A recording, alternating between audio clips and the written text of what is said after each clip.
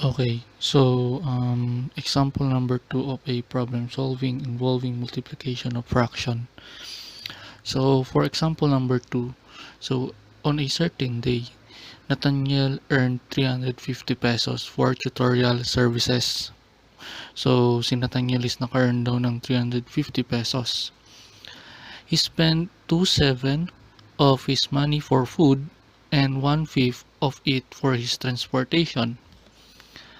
How much is the total expenses of Nathaniel? Okay, so to solve this problem, since tatlo yung ating given, so we need to analyze first the problem.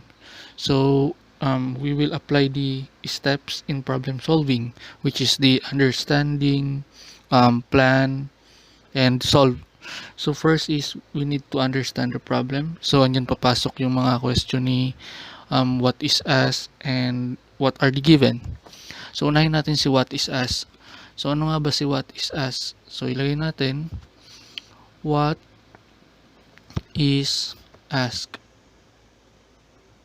Okay, so ito yung ating step 1. What is asked? So automatic, pag tiningnan natin sa ating problem kung ano yung tinatanong dito, so how much is the transportation of Nathaniel? So ito yung ating ilalagay dito sa question na to. So how much is the total expenses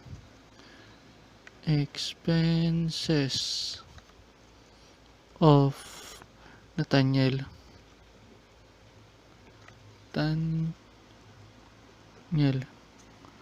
So question mark.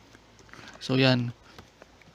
Then followed by the question what are given. So adjust muna tayo. So what are given? Okay, so ano nga ba yung mga given dito sa ating problem? So meron daw tayo ditong 350 pesos earnings from Nathaniel's tutorial. So ilalagay lang natin 350 peso. Yan. Then meron daw siyang he spent 2/7 of his money for food. So 2/7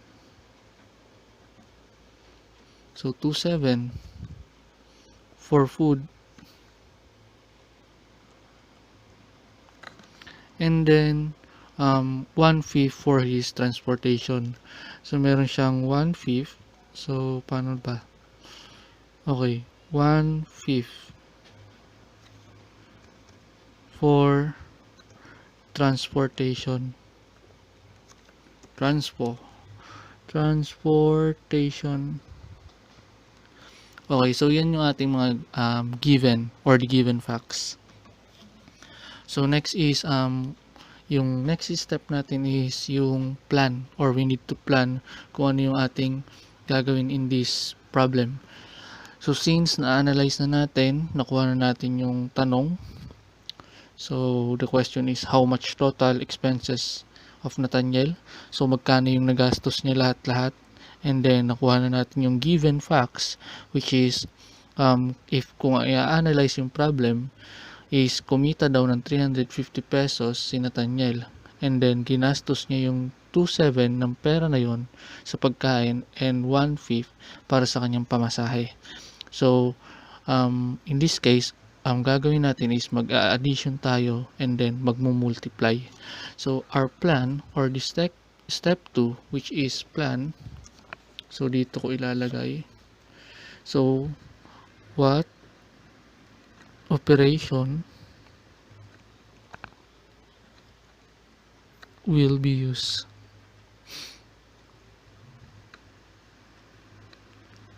Okay, so gagamit tayo ng addition and multiplication. Multiplication. Okay. So, ito yung ating step 2. And then, lastly, our step 3 is we need to perform the operation, which is kailangan na nating isolve yung problem. So, to solve this problem, yan, para mahaba ang ating space. Okay, so to solve the fraction part of Nathaniel's expenditures, or kung ano yung nagastos niya. So first is we need to add the fraction. So kailangan natin i-add yung fraction. Since ito yung mga expenses niya. So if Nathaniel, so solve. So ito yung ating step 3. Solving. So if Nathaniel spent 2,700 sa pagkain and 1/5 para sa pamasahe. Therefore, kapag inad natin sila, meron tayong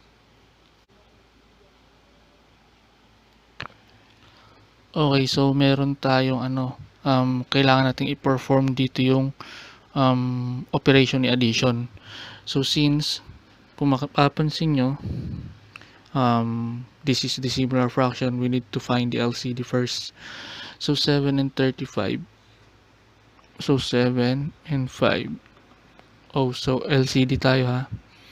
So 7, 14. So 5 and 10. 15, 20. So 21, 25, and 30, 35. So 21, 28, tapos 35. Okay, so our LCD is 35. So meron tayong 35 na LCD. So if ilalagay natin 35 plus 35. Okay. So next is we need to multiply the numerators sa ating mga nakuha na common factor, or factors rather. So 2. So 1, 2, 3, 4, 5. So 2 times 5 we have here 10. And then so 1 is 1, 2, 3, 4, 5, 6, 7. So 1 times 7 is equals to 7. And since there are similar fraction, therefore pwede na natin siyang ma-add ng maayos. So 10 plus 7, we have here 17. And then 35. So bring down 35.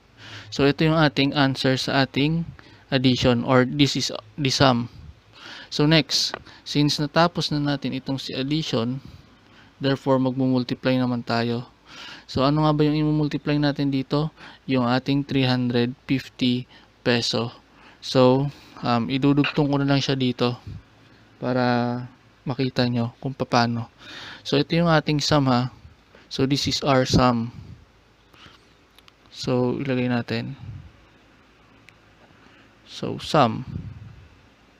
So yan yung ating sum. And then since meron pa tayong 350 na gagawin, so next step is multiply.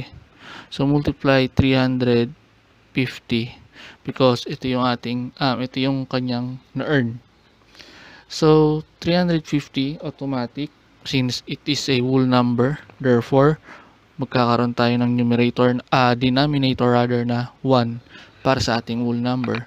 So kung i-rewrite natin ito equation, so 17 over 35 multiply 350 over 1. So ganyan siya. So next, so ito na yung ating na-rewrite na natin. So next is we need to apply the cancellation method para daw mas madali natin siyang i-multiply if possible. So 17 and 1 cannot hindi natin siya pwedeng magamitan ng cancellation method, but the 35 and 350 is pwede natin siyang magamitan ng cancellation method. Okay. So paano natin siya gamitan ng cancellation method? Simply mag-iisip lang tayo ng common factor na pwedeng i-divide sa dalawang number. So 35 is pwede siyang i-divide by itself, which is 35. So 35 divide 35, we have here 1, and 350 divide 35, we have here 10. So now, pwede na natin siyang i-multiply at mas madali na siyang i-multiply since mababa na nga yung number niya. So 17 times 10 is 170. And then 1 times 1 is equals to 1. And last thing is we need to reduce our answer into lowest term. So to reduce the answer into lowest term, pwede kayong gumamit ng division, yung long division kapag malaki yung number, and yung simple lang na ating tinatawag na reducing in lowest term. So 170 automatic, this is 170 na whole number.